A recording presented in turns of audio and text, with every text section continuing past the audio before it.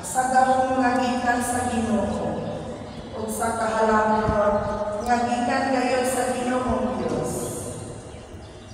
Magpuyo nga layo sa kadaot ang iyang katawan, kay ang katawan sa tibok kalibutan muhilawan sa iyang pagkagamhanan ug magdala siyang kalina.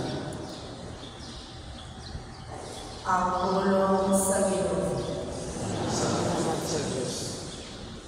Ginoo, pabalikan kami kanimo, pakitaan kami sa